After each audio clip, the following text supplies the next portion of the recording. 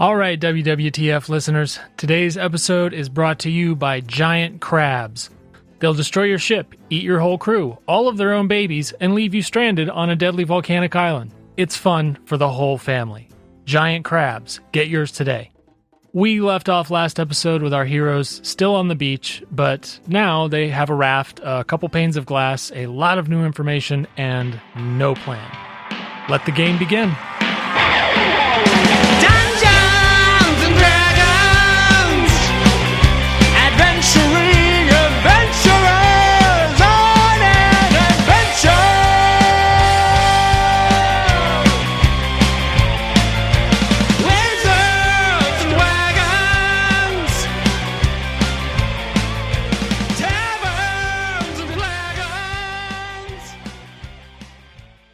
Here's a pitch. What if we... Because we're in H23 right now, correct, Ansley? That is correct. And the ship was coming into HS19? That is one of the locations. We could start heading that way and at least see what we could see without being seen. And I'm looking at the map here, and it looks like either we'll have to go over that wall or around it in the water or find the entrance somewhere in the woods.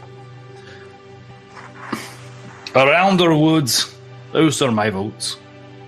Based on the Coralkin mermaids, I'm with you, but, who knows? Well, there's also apparently a titan fucking crab running around, so maybe we shouldn't go after that thing. Hopefully she's making enough babies to satiate her hunger. That seems so wasteful. Frankly, kind of gross. Also gross. Well, so the babies are gold, though. I mean, this could help remove our curses. But not if they're eaten. Now, if we could take down that one, I would imagine that's enough to take our whole curses out. But I think that might be above our pay grade / level. My vote is we move towards HS19 and find the Elven City where they port. I agree. So we hide the boat and make our way then. Yeah. Okay. Tell me how you're hiding the cool raft you made. So between the three of us, I'm hoping that we can actually just drag it up into the tree line somewhere, taking palm fronds and such and just kind of stacking over top of it, making it as obscure as possible with given. And then on our way back, we kick the sand back into place from the drag marks that we've created. Sure. That makes sense. And then I make a little mark on the map where we put it. Excellent. Very smart. Okay, cool. Also put claymores all around the boat. I didn't know we had them. They're actually just big giant swords. They have nothing to do with mine. Even better. Awesome. By all appearances, it is pretty well hidden, and you guys think you can retrace your steps back to it. Very, very well, very cleverly done. All right, so is one of the things I'm hearing that you guys are going to try to move north towards HS19? That's the goal, I think. Is that the square that the hex that we believe the city is in? That's the hex I believe the city is in. And my vote would be to go towards that city. I'm particularly concerned about this curse because I can't do anything about it. I'm particularly concerned about all the things in the bestiary that we're going to find in the woods in about 10 minutes. And I agree with you, but I feel somewhat confident in our ability to deal with that, whereas we don't have any ability to deal with the curse. Right. I might offer a different view of this in that I'm a little excited to write down more things about what we learn in the woods. Yes, but you're a masochist, and we don't like you. Oh. No, that's just player talking. No, I'm just kidding. So this seems like a good time to talk about some special rules about exploring the island. John, you are excited to write down things in character. So in addition to the map that I'm displaying here on Roll20, I have also sent you a link to a map in a PDF. Yes. The map, you will notice, has a section for notes over on the right-hand side of the double page spread. Oh. And you'll notice that this map, which you have found, has some notes already on it. You can increase this and fill out your own notes here. Holy shit, there's a bathhouse. So, I'm going to put the mechanics out and de-obviate them. When you are walking around, every watch, which we've talked about, as being one of these little poker chips. There are 4 standard actions as you move around, and there's a ton more that we can come up with, just like coming up with good ideas. The 4 standard actions are investigate, explore, travel to an unknown hex, and travel to a known point of interest. So if you investigate an area, that's like, hey, I see a dungeon here, or like, a big open mouth of a cavern. I'm going to investigate it, and I'm going to go inside, and then we'll play by play what happens. To explore, I'm going to reveal to you one of the dungeon or one of the hexes areas. All the hexes here have a bunch of stuff going on. Usually about 3 things. There's all sorts of stuff here. There's just tons and tons of stuff. The island is dense. If you travel to a neighboring hex that you haven't been to, a trailblazer will need to make a survival check to make sure you don't get lost. And lastly, if you travel to a known point of interest, that is easier. If you have sort of 2 things. Either if you can see a very, very obvious, hey, I'm going to go to that mountain. You're not going to get lost going to the mountain. You can usually find your way. 2, if you're back tracing to a hex that you've explored previously, that will also be easier as well. So those are sort of the basic actions that you have as you move around the map. Does Ansley have a compass? Ansley has cartographer's tools, which not the compass that you think. No. Okay. I do have 2 compasses, but not the type that you think. What other kind of compasses are there? To draw circles. One's on the map. Ansley's just making the thing walk around. He has no idea how it works. It just looks cool. Have you guys seen this? I gave him arms. So, because I think this would be helpful specifically for Ansley, I want to use my channel divinity. Okay. I'm going to go over to some of... What is that? I will tell you. So I want to go over to the wood line and gather just some random pieces of wood. Mm-hmm. And then I want to place those pieces of wood on the ground. And while we're having this discussion, I want to put those pieces of wood on the ground with this 4x6-inch piece of glass. Uh-huh. And then using my channel divinity, I want to use Moradin's Artisan's Blessing to create a spyglass for Ansley. Ooh. That is very cool. Because I have read over your subclass, would you do us all a favor and just reread that channel divinity description so we can get it in our heads? Thanks. So, Forge Cleric is a really interesting class that I've been wanting to play for a while, or at least wanting to see for a while, because it doesn't necessarily play in such a way that it's super powerful. It's more of a utilitarian, benefit the other guys type thing. So one of the big things it does is it bonuses its own armor class by benefiting more from certain parts of armor, and it's a blacksmith, so you can create better armor as you go on. But its channel divinity, instead of being able to do things like increase the amount that you heal or cast electric lightning towards something in revenge, its channel divinity is actually creating items from materials without having to actually work on them. So basically, he gets these raw materials, prays over them, and he can make anything up to 100 gold pieces worth of value over this item. So my idea here is to create a spyglass for Ansley to help him in trailblazing our way to the next path. So starting at 2nd level, you can use your channel divinity to create simple items. Conduct an hour-long ritual that crafts a non-magical item that must include some metal, a simple or martial weapon, a suit of armor, 10 pieces of ammunition, a set of tools, or another metal object. The creation is completed at the end of the hour, coalescing in an unoccupied space of your choice on a surface within 5 feet of you. The thing you create can be something that is worth no more than 100 gold pieces. As part of this ritual, you must lay out metal, which can include coins with a value equal to the creation. The metal irretrievably coalesces and transforms into the creation at the ritual's end, magically forming even non-metal parts of the creation. The ritual can create a duplicate of a non-magical item that contains metal, such as the key, if you possess the original during the ritual. So any of the metal latches or anything like that from the actual chests and that sort of thing, I would be laying out along with the glass, with the wood, and that sort of thing. And I'm just trying to create just a rudimentary spyglass for him to gain slight benefit in his trailblazing attempts. Noted. Okay, so I know that it's only an hour, but I am going to tick up the watch if you're willing to take the time to do that. Does that make sense to you? Well, if that's the case, I do want to have a conversation with them and see if it's a benefit. So, Ansley, do you think me taking the time to create the spyglass for you would benefit you in such a way that you would improve your trailblazing ability? Because I can do this at a different time if you would prefer. Sure. I think it's an excellent question that I am going to defer to our gracious DM. Do I think does Ansley think it would be of help?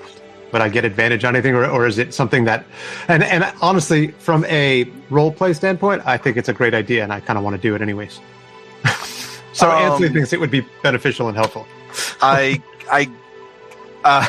If Ansley thinks it would be beneficial and helpful, I think that you should say that. I think Ansley is aware that these are very expensive items. Yeah. So my hope is that he is able to search further away and get a better idea of where we're heading from a distance rather than figuring that out once we're halfway there. Easier to survey the land if you have something that you can see the land at a distance. Sure. How many times can you cast the spell? Once per day. Well, currently at my level, once per day. So I got dibs on tomorrow because I still need some bagpipes. I got dibs on I only tomorrow. have a lute right now, and it's killing me. If you have the cartographer draw me what the fuck a bagpipe is, then maybe I can make one. We need the bladder from an animal. Done. That would work. Some sticks. And Josh, if I'm overstepping, absolutely let me know, because that is just something that I want to. Hey, would you give me a So I'm the thing I'm worried about. I'm looking at the GM or the player's guide right here. I think I'm worried about the cost of this item. Okay. I think a spyglass might be out of your range. I'm going to tell you this, just to again show my hand. I don't want you to waste your ability. A spyglass is 1,000 gold according to the thing, which is out of your 100. Yeah, I thought it was 100 gold. I apologize then. No reason to apologize. I think that you can make a damn fine fake spyglass using the 2 pieces of glass, which you could probably trick somebody into buying. But I don't think that your spell, your ability can actually simulate a spyglass. No, you're okay. I apologize because I thought it was 100 gold. If that's the case, then I retract my previous statement, if you allow me. Yeah, well, no, of course. So you're sitting there and you're thinking about it and you're praying about it, and you get this revelation from your Lord that is geez, that's just that's too complex. Okay. Well, especially if you ask me, I'll be like, you can make a spyglass? That's amazing. I saw a spyglass. It was 1,200 gold, but I was way too rich for my blood. Yeah, and if you give me that information, I'm like, wait a minute. Maybe I forgot a 0. Because... So I think bagpipes just made it to the top of the list. Yeah, bagpipes are 30. Bagpipes are 30. I look. If you can find me a sheep's bladder, we're good. Okay, so what do you guys want to do? I love this skill, Gabe. I want to make use of it constantly. This is not me trying to be aside. funny. This is actually mission focus. I'm trying to think of anything else that would be useful for us that contains glass in the immediate future that we might need. Well, I can hang on to it, and in the future, we can figure that out. Yeah. So we can absolutely make things like focusing, magnifying glass type deals for I was going to maps. say magnifying glass is something you could probably make. That is about 100 gold, I think. Yeah, that'd be fun. Yep, 100 gold. Okay, well then I'll go ahead and burn it and create a magnifying glass for Ansley. That way he can get finer detail here on the map and also start fires and kill ants. There's a lot of awesome. Okay, describe what the ritual looks like. I am going to take up the watch if you are going to cast a long ritual. Is that okay? Are you guys okay with taking a little bit of time? Yeah. Sure. As he's doing that and making his thing, I'm going to, the rations that were in the box, I'm going to put them up with the raft that we've hidden at the tree line so that we can come back to them as well. Because I can't carry all of them, but I would like to save them. Okay. I'm going to do the same just so that my pack is back down to a solid 10 and I'm no longer encumbered. Okay. So I take the hinges and the screws / bolts and stuff that were on the chests themselves, also with some scrap wood and that 4x6 inch piece of glass, and I put them on the sand. And I just kneel in front of them, putting my hands down on the sand as well, and just kind of sit back on my haunches in prayer. And over the next hour, these materials just kind of melt into position where they're just kind of this amorphous blob of carbon in the center of the sand. And slowly over the prayer, Moradin's blessing allows me to form that in my mind. Namaste. And create. Yeah, exactly.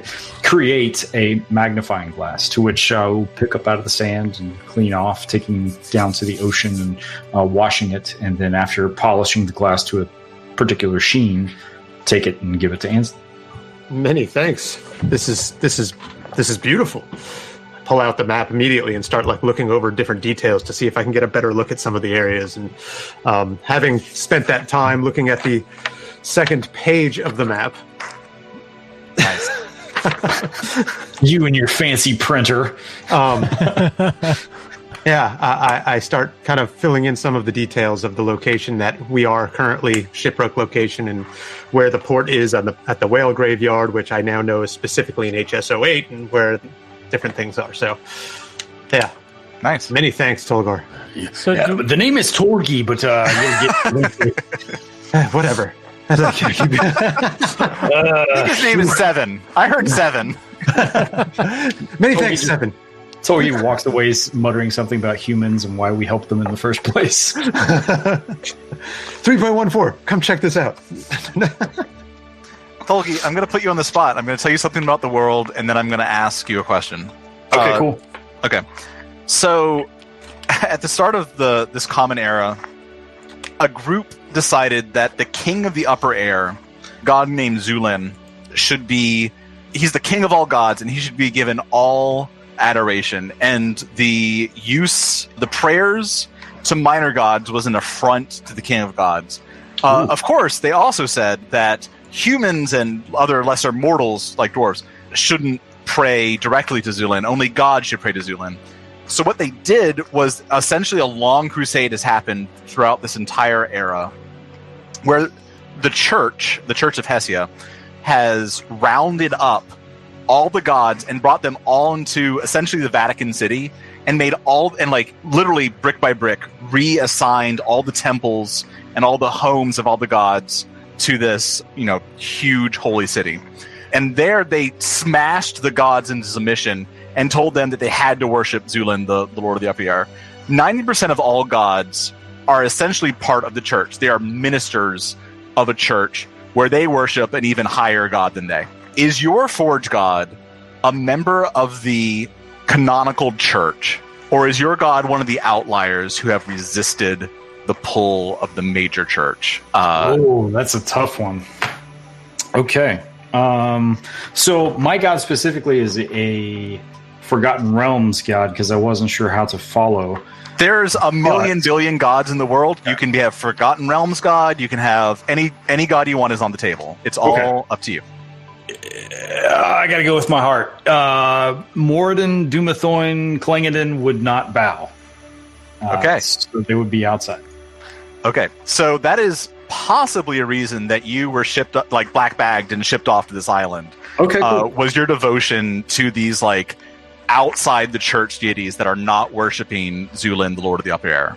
Gotcha. Yeah, the traditional hardcore dwarven gods, I don't see them bowing to another god. Awesome. So that's my choice. Cool. So your rogue god blesses... I'm a heretic. Awesome. blesses these materials and forms them into a magnifying glass. That's awesome. Very cool. Thank you. What do you guys want to do now? I'm spent. I need a cigarette and a meal. I'm just kidding. We haven't eaten. I mean, is that something that we should take into consideration as we move along, or? It is about noon right now. Or afternoon, I guess. We did have a shipwreck last night. We've been unconscious for unknown hours. It's probably not a terrible bad idea. So maybe in the area that we're going into, H19, there is something on Ansley's map called the Cloud Falls. If that is actually a waterfall, that does indicate fresh water. if it's clouds, obviously we can't drink it. So I'm no map maker, but I believe that might be in 20. That is to the east of where we are headed. By a couple of miles, it looks like. A mile and... Scheist. Which of our 3 races, if any, are subject to this whole racist thing from the elves? All of you. Oh, great. That's perfect. Who's racist against dragons? Apparently elves. Also humans, or at least John. One of the two. Just John. What? Dragon stole my girlfriend once. Yeah, okay. Fair enough. Yeah. That checks out. Wait, were you a magister or a councilman, perchance? That was you? No. All right. Boy, it's going to be a long day. What are you guys doing? You have stored your things. You have a magnifying glass. It is early afternoon. I think we're going to head to the wall. Can we see the wall from where we're at on the beach? Okay, so right where you are, you do not see a wall to the north. There's foliage blocking your path. Are you guys going to follow the coastline, or are you going to go in to the foliage? If we want to be sure of where we're at, it seems like following the coastline is the best option. Yeah, I would agree. Maybe back off of the coastline slightly closer to the tree line, just to make sure that we aren't glaring spots on the horizon. Sure. But close enough to the coastline that we can track it all the way to that HS-19 location. Sure. There is a pretty open section of beach there. Do we think that's where we are? That HS-23, that open line of beach? Ansley got you pretty close, but it is hard to tell for exact. Okay. Yeah. So yeah, I would say we'd stick to the tree line slightly, but also follow the coastline. And then what's the actual action? Travel to unknown, I suppose? Travel to unknown is probably what I would call that, yeah. Cool. And that would be a survival. Yeah, who wants to be the trailblazer? I'd like to be the trailblazer, but... I would like him to be the trailblazer. Are we allowed to compare scores on things? I've been doing it this whole time, just telling you what I have for things, but is that like actually looking allowed? at each other's belt length. Ooh. I mean, we've already looked at each other's tats. At the same time, I'm particularly wise, so it depends on what I don't know. It's up to you guys. That's a question for you guys. It's your preference. Yeah, in my gut, I would think the map maker would be the best one to blaze said trail. And truth be told, once I actually roll it, you'll see anyway. So the big reveal will be out. Flopping it out, as it were. So I'm going to go with my gut and say that I want to go do this. And then if later on you think I suck at it, you can be like, "You suck at this, dude," and I'll be like, "No, I don't. I'm the best map maker you've ever met." It's amazing. We're pretty good. We're almost identical with our ability to survive. That's a pretty good roll, Ansley. Okay. So, Ansley, you lead your companions up and around the northern, edge of the island, or the jutting out section of the island that you're on. Mm-hmm. And you come around, and for the first time, the geography has allowed you to look onto the north section. So you're essentially come out here, and you look up and northward along the coastline. There's sort of a quasi bay here, and here you see a tremendous waterfall falling from a great height and smashing into the sea and giving forth a great cloud of steam. And clouds haunt this sort of internal bay here. North of that, you see the crumbling wall of an ancient city going down into the ocean itself. And then here into the ocean, you see submerged buildings, like the rooftops of spires and rounded houses and, sort of church-like structures just poking up out of the water. Are you following the coastline now that you have this information? Does it look like there's any movement or anything out there? Is it all just crumbled ruins? There is no movement in the crumbled ruins of the water. The waves are lapping them. eternally. Although I should say, now that you are looking out there, a galley ship is rowing its way into a bay deep into Hex 19. I do believe we're headed in the right direction. The only way to go around the wall, the south side, would be go into the water, I assume, yeah? Correct. I think we'll follow north along the wall then, between the wall and the woods, and look for an entrance. Okay. So as you move, still in Hex 23, you are walking north, basically keeping to the coastline, but also sometimes just being obliged to, like, you know, if not to go into the water, to, like, move somewhat through the dense foliage. And you see, as you travel, a glen. In the glen, there is an archway of burnished copper, about 8 feet wide and 13 feet high, that stands in the center of a shallow pond. The pond is filled with white lotuses. The archway is covered in reliefs depicting nude elven women in a natural setting. The copper is pristine except for 3 areas that have been covered with a swirl of blue-green verdigris. And also drinking from the pond that the arch is in are 2 boars that, you know, their noses down into the water. You rolled so high in your trailblazing skill that you have spotted them before they have spotted you. So you're still in the foliage. They have not seen you yet. Gents, we've got some boar up ahead. Are we interested in confronting them, or? Does anyone have a ranged weapon? I've got my crossbow. Me as well. Do I believe that this glen with this arch has any religious or worshipful meaning? You don't think so, at least under your, like, guides of theology. You see these, like, nude elven women. It seems pretty ancient and sort of outside of the scope of your lore. It's old elven shit. I don't know. I was talking about the boar. Oh yeah, sorry. I was paying attention to the archway and all the nude elven ladies. I can always eat some pork. Can I cast sleep on boars? Sure. Are we within 90 feet of them? Or no? The spell sends creatures into a magical slumber. Also, friends, is this a good idea? Or do you guys just want to try to kill them with the pointy things? I mean, if they're asleep, they're easier to kill, but that's completely up to you. I don't have that particular spell. Nor do I. Kind of like to see how you put a boar to sleep. Create creature within 20 feet of you. So how close are we to them? How close am I to them? I assume 20 feet within a point you choose, so you can cast it up to 90 feet away, and then designate sort of a radius around them, that.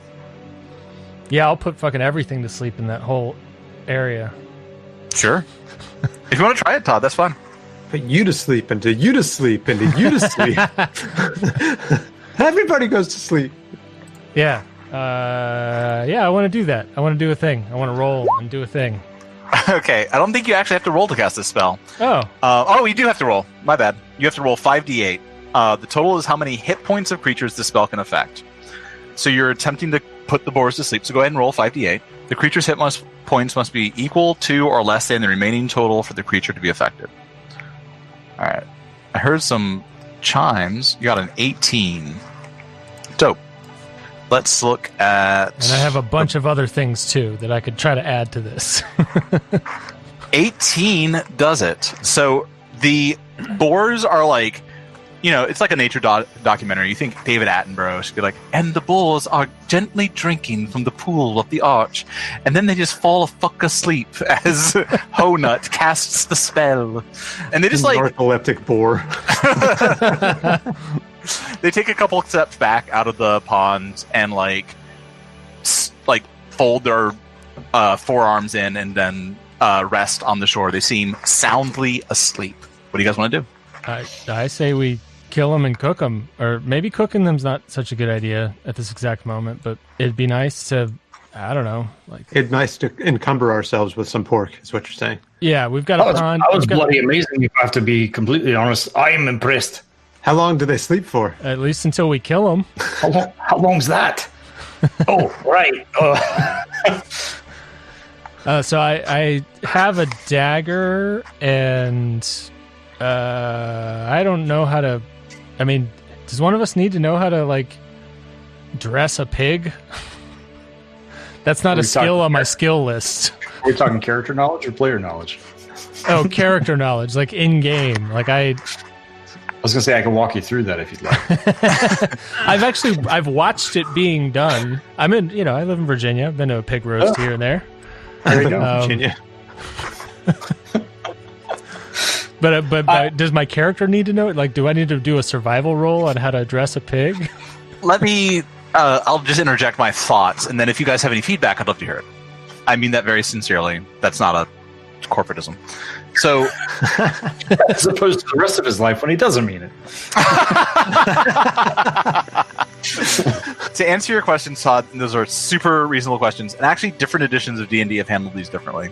I kind of favor a hybrid approach. My idea here is that the boars are asleep, and as such, they're not are not a meaningful threat. You guys can slit their throats, let them bleed out, no roll needed. You guys can also dress them, no roll needed, because you guys are competent adventurers. Okay. The more details you guys give me about the stuff that you know out of character to kind of convince me that this is a reasonable thing for things that might need rolls, I'm very, very willing to listen. So your out of character knowledge, I think, can be brought in. Ultimately, if this was very difficult, you were trying to extract the pig's bladder without popping it to make a bag, that might be a survival roll. And if you guys can talk me through field dressing and convince me that you're actually pretty clever about this, I'm totally willing to give you a bonus. My instinct says that my dragonborn musician bard doesn't know fuck all about this, but dwarves are probably pretty good at this. But yeah. As far as dressing pigs and dispatching them are concerned, that is something I'm used to.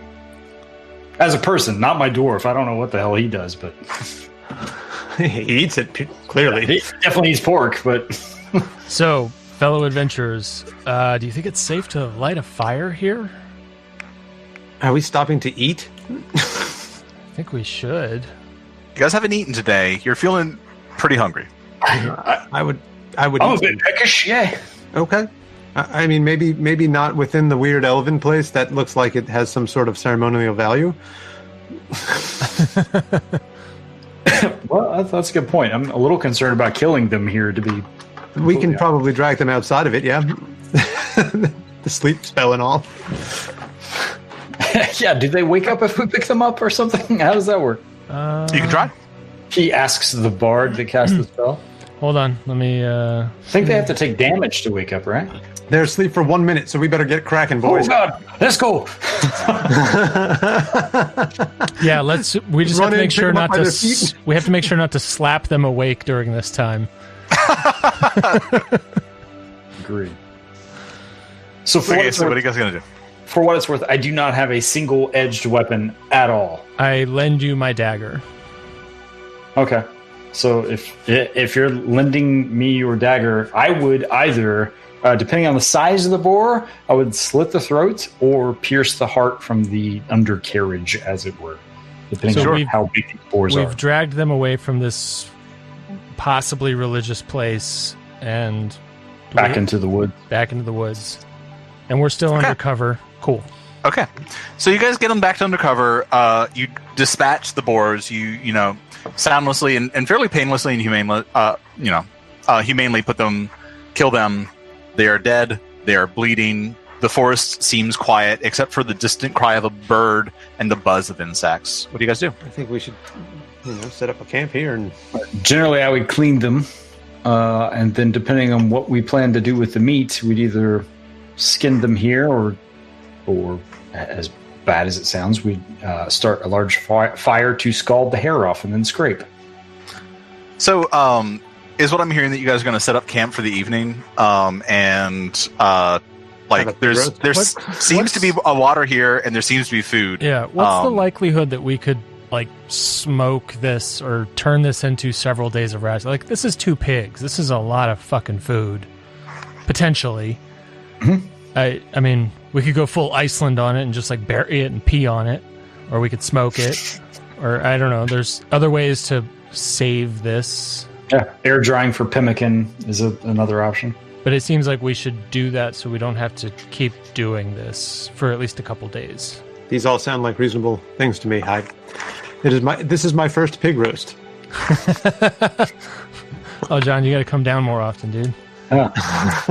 I'll send you a picture later, John. depending on your thoughts on hunting, we'll go from there. So if we are setting up camp, then I would absolutely start field dressing these boars. Excellent. Okay, so I'm going to tick the watch up. Evening comes on. Just tell me how you're field dressing them and what your long-term plans is. I think it's reasonable as accomplished adventurers, assuming that you have basic tools, which I think you do, that you can dress these boars in a way that they could produce several days of at least meaty rations. You know, you're not going to get all your, it's not a well-balanced breakfast, but it is fucking pig. That's better than starving. We're all going to get scurvy. So just tell me what you guys are doing, and as evening dawns, you will have done it. Okay, easy enough. For me specifically, do you guys want me to walk you through the? Yeah, I think this is all you, Tholgi. Okay. So when I field dress an animal, I start at the rib cage, go to the pelvis, open it up. I pull the offal out. Generally, if it's a larger animal, I'll hang it from a tree, splitting the hip cage to open it up and allow it to drain, especially from the neck wound, if you will. If you're slitting the throat, let it bleed out. Fresh water is always a nice thing to have. So if we have some sort of water skin or something we can get from the water in the pool, I have a water skin. to wash off any dirt or any offal that might be there. Take particular care around any bile containing or urine containing containers, including the intestines. You do not want to nick those at all. Trust me. There is a hinge basically in the front of the pelvis right behind the genitalia that needs to be split and opened and allowed the entire offal to be pulled out. You can pull it out from the esophagus all the way to the anus that way if you do so. Me personally, especially if I'm in a survival situation like this, I would save the heart and the kidneys and the liver. Everything else can go by the wayside. But those 3 things are particularly high in nutrients. Those are good meat, and they need to be eaten quickly, whereas the other meat can be saved. It can be smoked. It can be turned into jerky. So we know what we're eating tonight. Yeah. You're getting heart with coal fat wrapped around it, if it was me. It's a nice charcuterie plate that you've made for us, Tholgi. People are tuning in thinking they're going to listen to some fucking elf game, and they get this whole survivalist. So, welcome to You Got the Guy born in Southwest Virginia who's hunted since he was 4. Okay, excellent. So, using your dwarven lore, you dress these boar, and as evening comes on, you guys have your first meal of the day. You break your fast, and by God, does it feel good. You, at last, feel like a whole person again. And, the richness of the food makes you forget your ill treatment on the boat and in the hands of the Mortel Corporation. It is now full night. What are you guys going to do? We should probably take some watch shifts and then let 2 sleep and 1 watch. That would Do we be know my- how many rations we got out of that? Like, should we up our antes on our daily rations or anything? That's a good question. So talk me through this. Right now, these rations are fresh. They are not going to keep unless they are prepared specially. You can salt them or you can prepare them in different ways, but right now they are fresh rations. They will need drying and salting to last for very long. So you have right now what I would call infinite rations, in so much as that like 3 dudes, even Dragonborn, can eat on 2 pigs of this size for a very long time. The problem is that you're going to run in with spoilage until you dress them and prepare them appropriately. Mm-hmm. And that's going to take time. That's going to take time to dry them and everything. So right now you have as much food as you could possibly eat, but it's going to go bad, in a couple days. I just realized I have 5 days of rations. I was freaking out because I thought I only had 1 day of rations. Do you guys have the same? I do not. I have 2 days of rations. I put the rest of the rations with the boat. I had 10, and I put 8 days of rations on the boat, and I took 2 with me. So between the two of us, we have 17 days of rations between 3 people, which is a lot better than the situation I thought we were in. So I can definitely assist with making this pig last longer. Mm-hmm. It's not going to be particularly tasty because I don't have any spices. I don't have any salt per chance, and I don't have the time to allow for salt water ocean water to basically dry out into salt. Right. But just creating some sort of spit and hanging the meat over the fire throughout the night will cure a good portion of the meat. Okay. That is reasonable. I think that sounds reasonable. Also, if we can find some of this juxie root, it's also a spice. Hell yeah. Just want to throw that out there. Just saying. Do you guys want to do shifts, though, for a watch? Yeah, I think that's a great idea. So whenever the peak of the darkness is when I would want to take watch. And I assume that we all require 8 hours of sleep? Yeah. So this last watch, your guys are on the last watch of the day. So night is coming. You guys are setting your watch, and we will see what happens overnight. Does that make sense? Yeah. Mm-hmm. Oh, that was foreboding. Well, like I mentioned at the beginning of the session, there's a lot of procedurally generated. Mm-hmm. So I think that's kind of fun. I'm not writing a story. If I wanted to write a story, I'd just write a novel. Together, we're finding out what happens on the island with you guys. Yeah, absolutely. Got it. Your night passes without incident. Oh, good. The next day dawns. You wake up, and hold on, let me roll my random weather generator. It is a clear and warm day. Somewhat cool as you wake up. The wind is light, a gentle breeze, but otherwise seems pleasant. You wake up in the jungle, and overnight, much of the meat of the boar has smoked. Thulgi has tended the fire overnight so that the coals are warm and have continued to dry out the meat, and it is essentially like jerky by this point. Nice. So you guys get, frankly, as much rations as you can carry in jerky. Again, not exactly what Mama Ansley would make you, but pretty good. Right. I'll be honest, this is the best I think we've eaten in a long time. Yeah. Should I care about if this is a specific number to increase the rations I'm holding on my person? Yeah, so you can each take jerky rations, note that they're jerky, and you can fill your pack with them, essentially. Is that 10? Is that 5? It's as many as, there's, the boar has so much meat. Yeah. You can have, all 3 of you can fill your pack all the way to the top with rations. A boar is just so... So however many slots you have left. Correct. If you want to. Well, rations stack, don't they? No, they do not. No, they do not. Oh, well, I have no extra.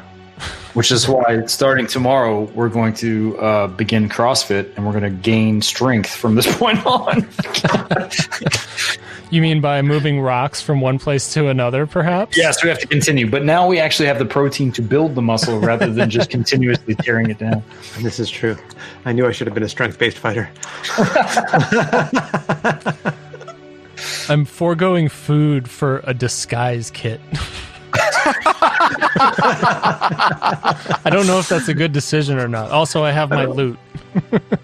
I had 3 extra slots that I am filling with rations, so if nothing else, we have another day between the 3 of us. Well, we can do the same thing again, though, right? We can hide these, hopefully hide everything that we can't carry. I've got 2 slots of boar's rations. That's what I can carry right now. Okay. You guys pack up with the rations that you want. What do you guys do? I fill my water skin with water. Am I the only one with water skin? Does anybody else have a water skin? No, I have a water skin as well. Okay. So do that. Fill it up with fresh water.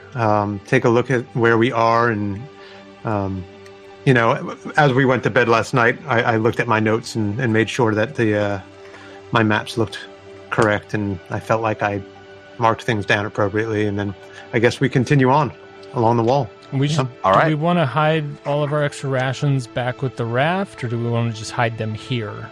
That raft is like a mile back at least. Okay. I'm a little worried about hiding sweet beef jerky, because it's obviously animals are just going to come to this. It's good land, actually.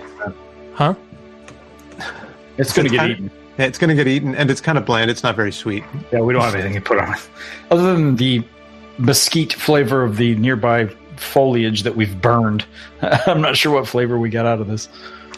If we want to sacrifice some of our rope, we could do one of the things you do with the bears when camping. Just like, I sacrificed my Bear rope bag. making a raft we didn't use. oh yeah, thank you for that. By the way, No worries. We Sweet kept looking the raft. Hopefully, it'll still be there. We'll come back. yeah. DM question.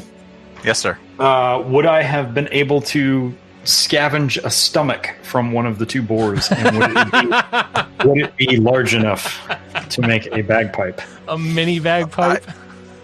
I need you to like listen to me very carefully. Abso-fucking-lutely.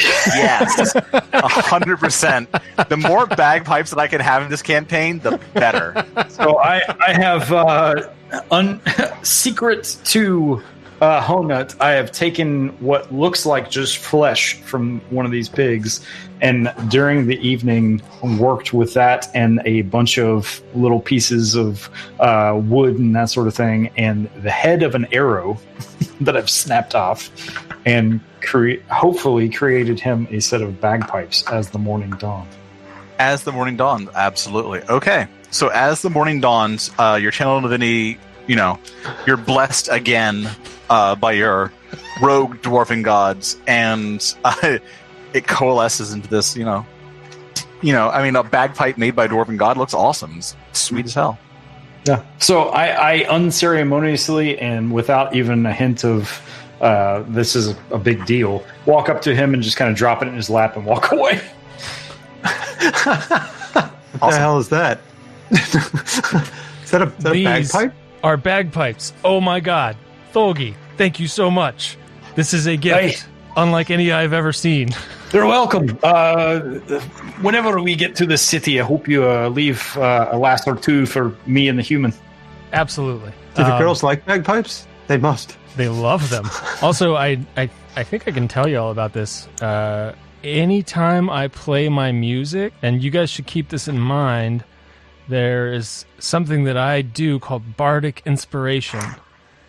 And as a bonus action, a creature other than myself within 60 feet that can hear you gains an inspiration die. For 10 minutes, the creature can add it to one ability check, attack roll, or saving throw. This can be added after seeing the roll, but before knowing the outcome. So I will happily play these bagpipes for you anytime you desire inspiration. Absolutely. Up to 3 times a day. Damn rules. Oh, rules! And at your funeral. Better.